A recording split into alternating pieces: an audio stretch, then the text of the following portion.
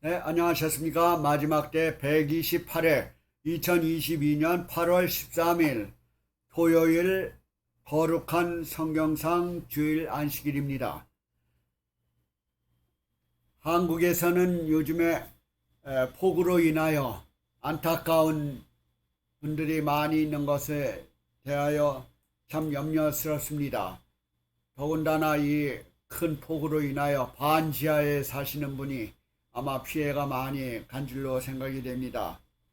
좀 안타까운 일들이긴 하지만은 참 이 어려운 고비를 잘 이겨내서 생활에 안정을 찾게 되기를 희망을 합니다. 또한 국제적으로 여러 가지 어려운 점들이 자꾸 이것저것 일어나고 있는 이때에 또한 특별히 우리 한국에서는 내일 모레면은 8월 15일 77주년 광복절을 또 맞이하게 되는 휴일이 되겠습니다. 또한 이 날을 통해서 우리 한국이 기초를 알게 되고 어떻게 이어져 왔는가를 역사를 통해서 한국의 역사를 통해서 옛것은 교훈을 삼고 미래를 향해서 더욱더 발전할 수 있는 그런 세계적인 국제적인 에 어울려서 함께 전진해 나가는 우리 한국이 되기를 희망합니다. 또한 이번에 한국 외교부 장관으로서 또한 새 정부가 들어옴으로써 우리 해외에 사는 우리 교포들은 더욱더 자부심을 갖게 됩니다. 왜냐하면 그 위상이 한국에 대한 위상이 좀 더 드높이기 때문입니다. 미국과의 그 동맹이라든지 또한 자유, 인권 이런 분야를 위해서 더욱더 새로운 문을 열게 되는 것 같습니다.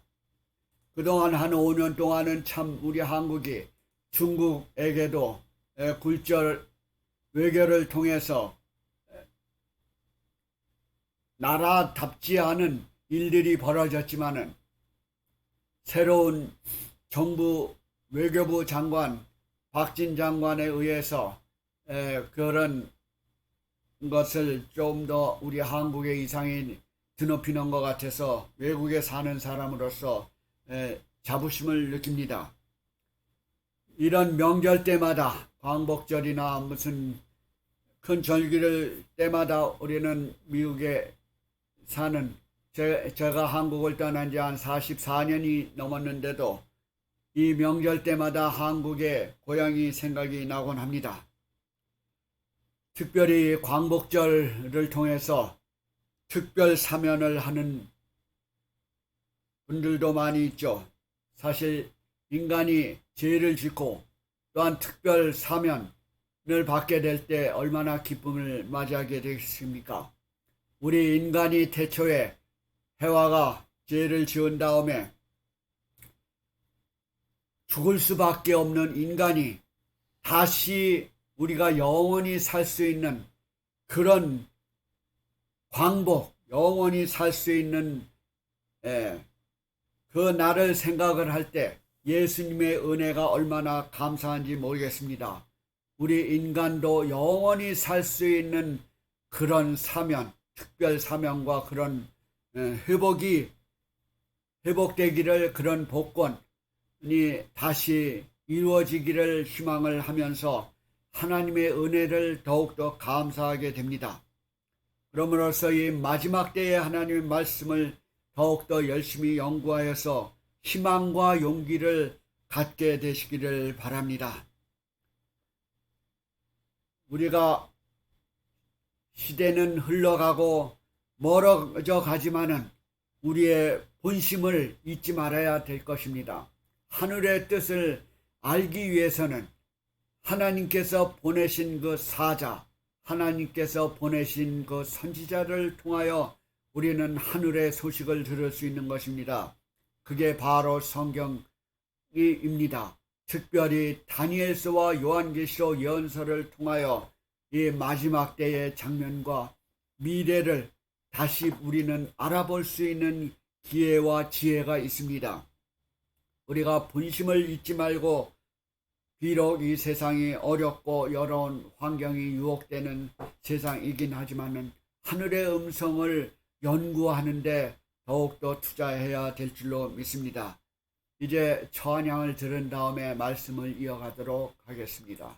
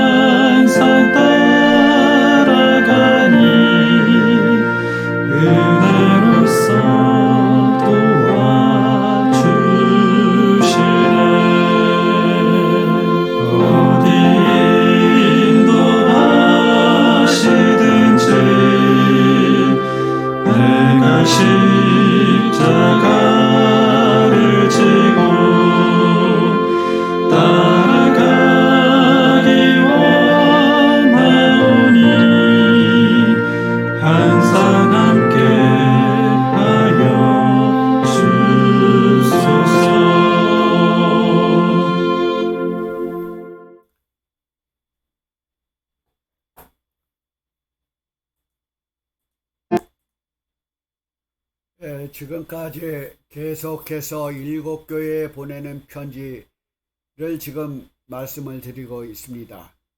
7교회 중에 오늘 역시 지난번에 이어서 라오디게아 교회에 지금 두 번째를 종합을 하려고 합니다. 첫 번째는 3장 14절부터 18절까지는 제가 지난주까지 말씀을 드렸고, 오늘은 19절부터 22절에 나오는 라오디게아 교회의 그 시대를 대표하고 있는 그 실정을 말씀을 드리려고 합니다. 그리스도께서는 라오디게아 교회의 창조의 근본이신 이로 표현이 되어 있습니다. 라오디게아 교회에 보내는 예수님의 모습은 창조의 근원이신 창조주로서의 모습이 드러나고 있는 것이 7번째 보내는 기별에서 그 교회에 그렇게 나타나고 있는 것입니다. 라오디게아 교회의 시대적 배경은 제가 지난주에도 말씀을 드렸지만은 히에볼리에서 흘러나오는 그 온천물이 이 라오디게아 시리 도시까지 내려올 때 한 10km 정도 되는데 뜨뜻미지근한 그런 물이 변하고 맙니다. 라오디게아 그 지방에 올 때까지. 그래서 이 교회가 바로 그 지역을 상징하면서 이 예언의 말씀을 편지식으로 요한이 기록이 되어 있습니다. 이것이 아주 얼마나 그 당시에 적절한 표현인지 모르겠습니다.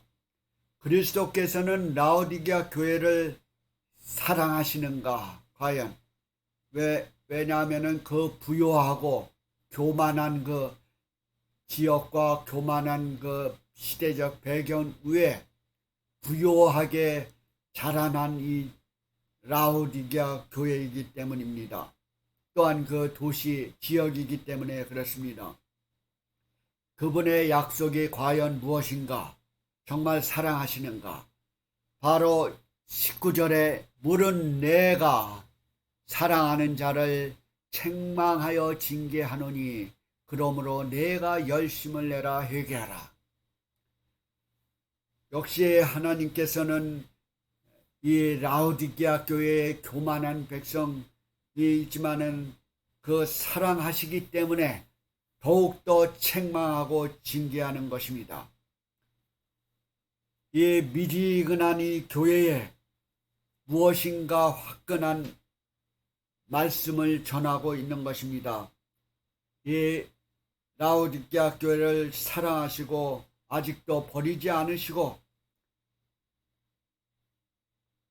이 라오디게아 교회나 빌라델피아 교회는 사랑한다는 말씀이 없습니다.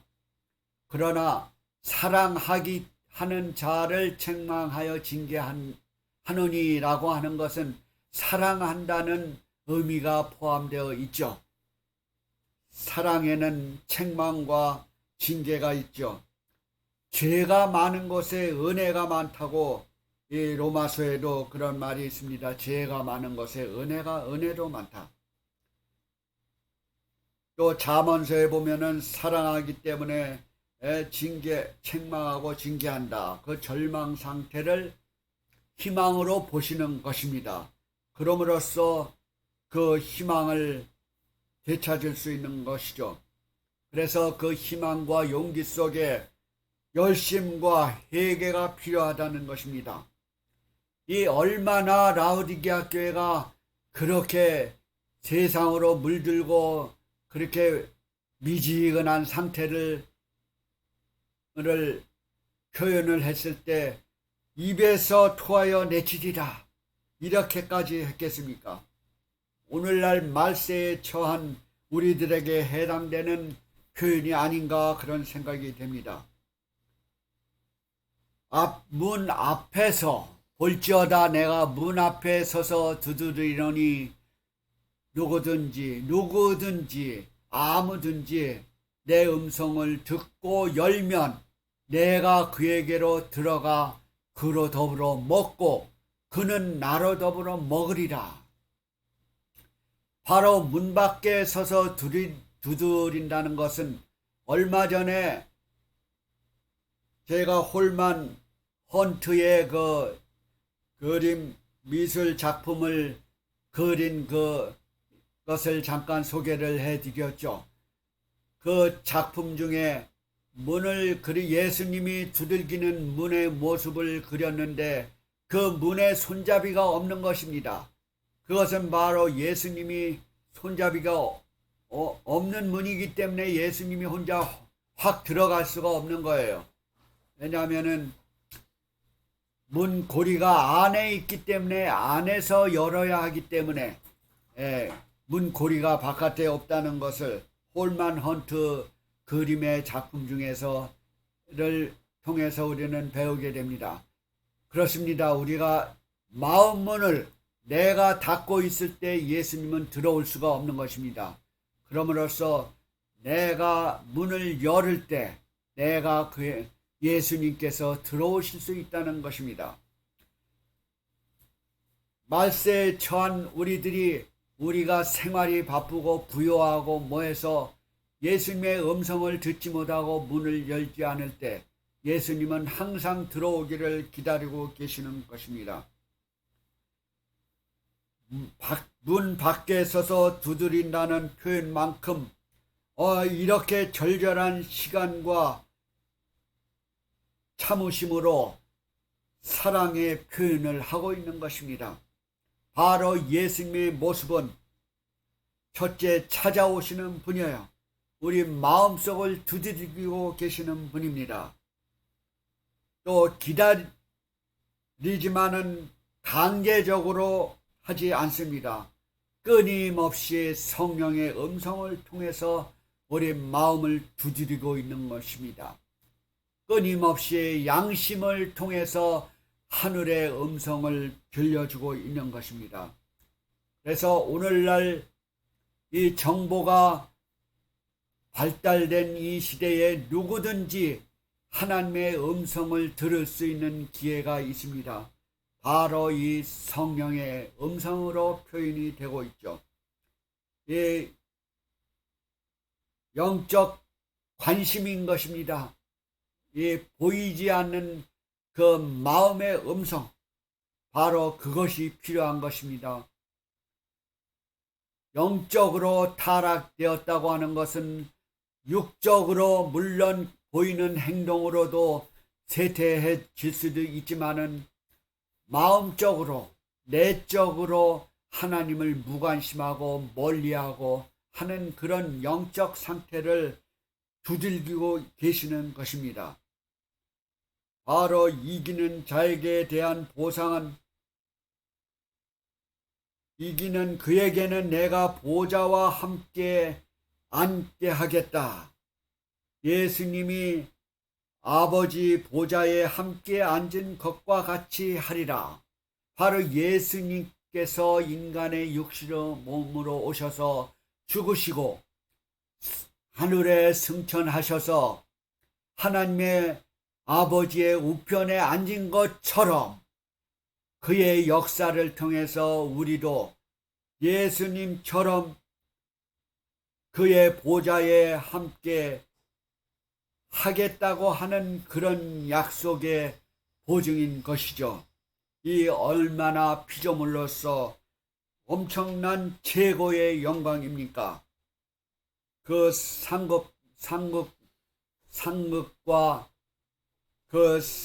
상급과 약속은 참으로 우리 인간에게 주는 엄청난 약속인 것입니다. 그의 보좌에 함께 하겠다, 앉게 하겠다.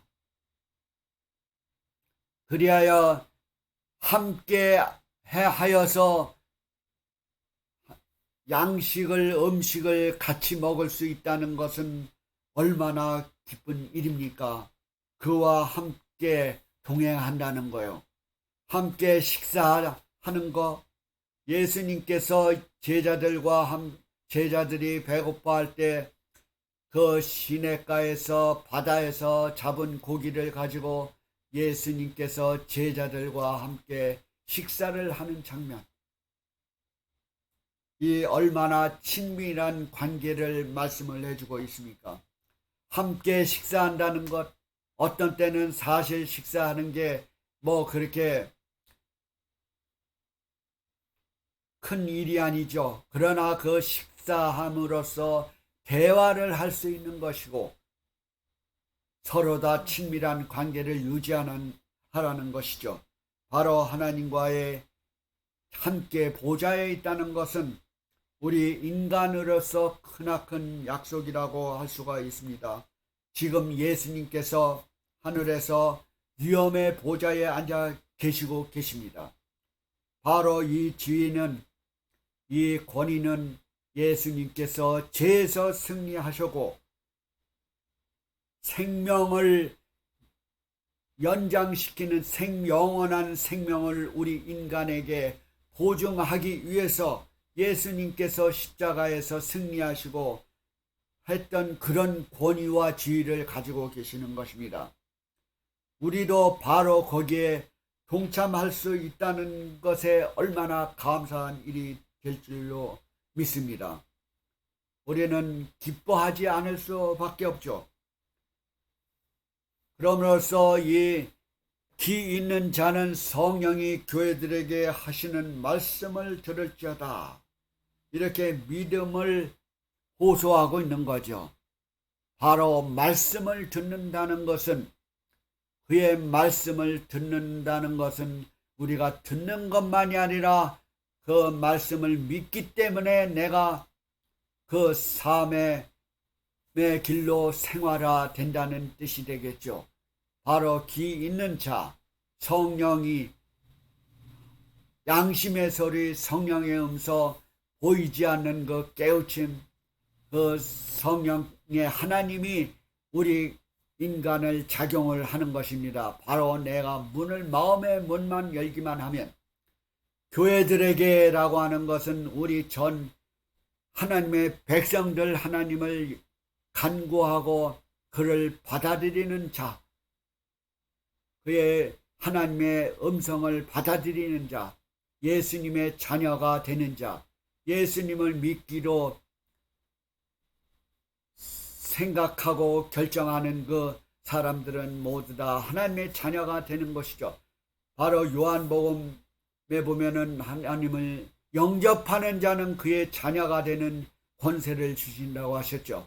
그렇기 때문에 여기에 교회들에게라고 하는, 교회는 우리 각 교인이 사도 바울도 말하기를 우리 성전이 우리 인간에게 마음이 성전이다라는 말이 했어요. 우리 성전인 우리 온 백성들이 마음이 성전인 것입니다.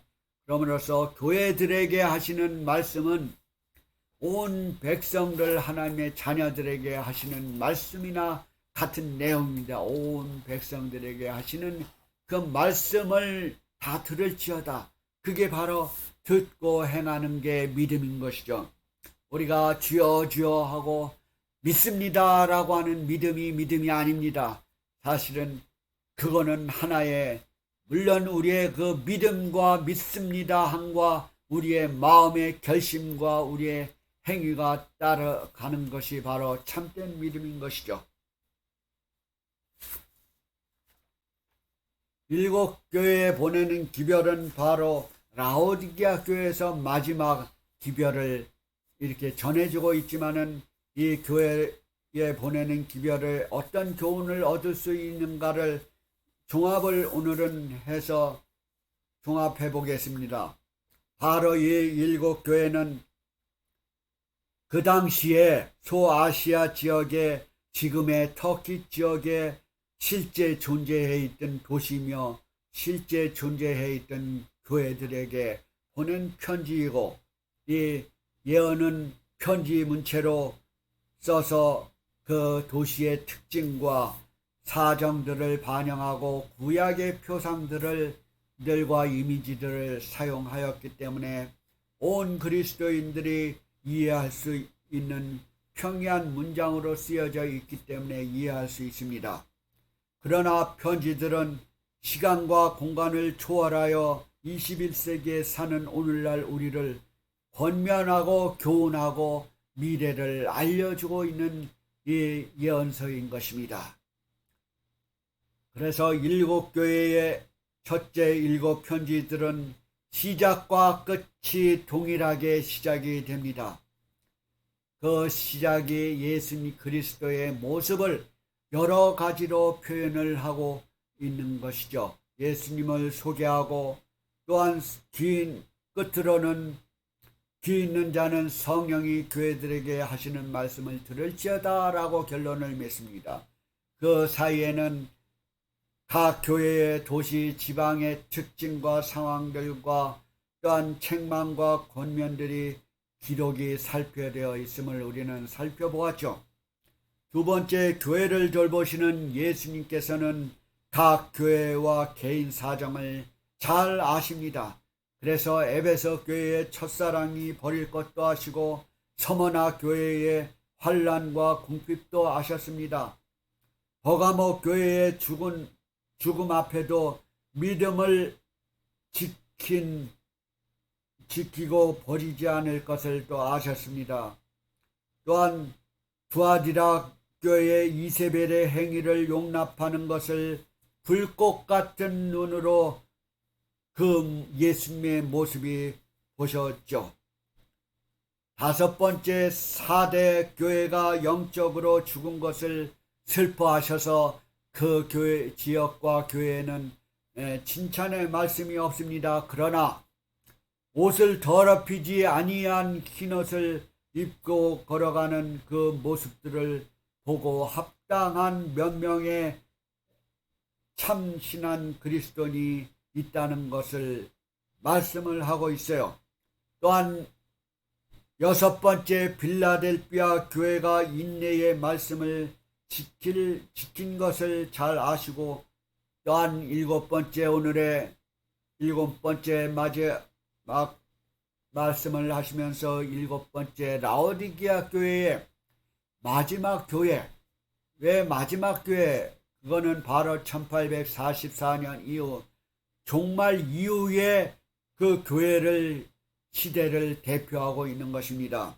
그래서 뜨뜻미지근한 라오디게아 교회에게 통탄을 여기시고 문을 두드리신다는 권면을 하고 계십니다.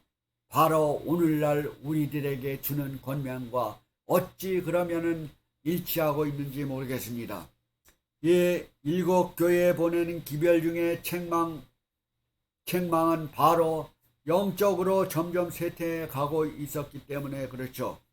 처음에 새 교회 시대에는 그리스도인의 신실한 편이었지만은 네 번째 두아디라 교회부터는 신실함과 함께 세상과 화합해서 영적인 타락의 길로 가고 있는 것을 볼 수 있습니다. 초대교회는 이와 같이 어려운 환경과 핍박 속에서 믿음을 지킨 선구자들이 많이 있었지만은 그 두아디라부터는 점점점 세상과 합함으로써 그 신실함과 그 영적 타락이 짬뽕되어서 가다가 새 교회는 점점 나머지 그 새 교회는 점점 복음에서 멀어지고 라오디게아 교회 와서는 내 입에서 너를 토하여 내치리라 라고 하는 엄청난 책망을 받게 되는 것입니다. 또한 경고를 받게 되는 것이죠. 그렇게 쇠퇴해가고 있기 때문에 그렇습니다. 오늘날도 어쩌면 똑같지 않습니까? 이 초대교회부터 지금까지 이르러 보면은 지식과 교통과 모든 정보는 그 어느 때보다도 빨리 진행이 되고 있지만은 그 죄악은 더욱더 많아지고 높아지고 하고 있습니다.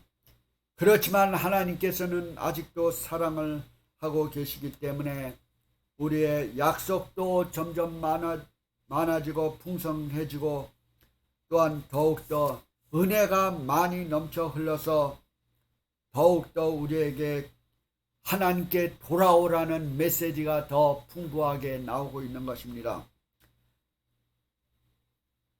여기에 약속들을 살펴보면 에베소 교회에게는 생명나무의 과실의 약속을 전해주고 서머나 교회는 생명의 면류관을 주겠다고 하는 약속과 버가모는 만나와 영적 만나와 그 새 이름과 흰 돌을 주겠다. 흰 돌은 승리의 길. 또한 두아디라는 만국을 다스리는 권세를 주겠다고. 또한 사대는 칭찬의 말이 없습니다. 빌라델비아는 하나님의 성전의 기둥이 되게 하겠다. 라오디게아 교회는 뜨뜻미지근하지만은 이기는 자에게 바로 주는 그 약속은 하늘 보좌의 그리스도와 함께하는 최고의 약속을 보증하고 있는 것입니다. 이 라오디게아 교회는 마지막 주자로서 최선을 다해야 할 마라톤 선수의 최종 주자인 것입니다. 그러므로써 오늘날 사는 1844년 이후에 사는 모든 시대적으로 볼 때 마지막 시대에는 최종의 주자인 것입니다. 제일 마라톤 할 때 시작할 때와 제일 끝을 아주 잘 뛰는 선수를 선택하지 않습니까? 그것은 바로 시작과 끝을 맺기 위해서 그런 경기를 할 때 승리할 수 있는 것처럼 우리도 오늘날 많은 사는 백성들이 마지막 주자로서 믿음에 승리하기 위하여 이와 같이 우리 라오디게아 교회에 보내는 이 시대에 보내는 권면과 교훈처럼 전해지고 중요성을 말해주고 있는 것입니다. 그러므로서 요한계시록의 예언서를 통해서 우리는 더욱더 미래를 알 수 있고 실행해 갈 수 있는 것입니다. 마지막 7교회에 보내는 기별은 이 사건들은 다음에 우리가 배울 7인과 7 나팔하고 밀접한 관계가 있습니다. 그 시대적인 구분도 아주 일치하는 것을 우리는 앞으로 공부하면서 발견하게 될 것입니다. 그래서 다가오는 때에는 7인이라는 주제로 말씀을 드리겠습니다. 이제 이와 같이 지금 우리가 이 말씀을 배우는 것은 얼마나 큰 기쁨이고 감사하고 기회인지 모르겠습니다. 왜냐하면 하늘의 음성이 그대로 전해지고 있는 그 요한계시록을 통해서 우리는 이걸 반복하면서 하늘의 장면을 연상할 수 있게 되기 때문에 그렇습니다. 그 요한이 반모섬에서 이 계시를 볼 때 얼마나 그가 하나님의 위엄과 그 아름다움과 미래의 궁금증을 가졌는지 이름 말할 수가 없습니다. 그것을 바로 우리가 이 성서를 통해서 조금이나마 알 수 있다는 것에 더욱더 감사를 드립니다. 다음에는 더욱더 예수님께서 어떻게 요한에게 가까이 미래에 대해서 말씀하셨는가를 7인이라고 하는 것을 통해서 배우게 될 것입니다. 여러분들이 희망을 가지시고 이 기회를 놓치지 마시고 이 역사와 미래의 예언을 통해서 하나님 말씀을 깊이 깨달음으로써 우리의 신앙이 확실해지고 더욱더 미래를 향해서 나갈 수 있는 우리 신앙인이 되기를 희망을 합니다. 다가오는 일주일 동안도 하나님의 사랑과 성령의 교통하심이 여러분과 여러분 가정에 임하시게 되기를 기도드립니다. 감사합니다.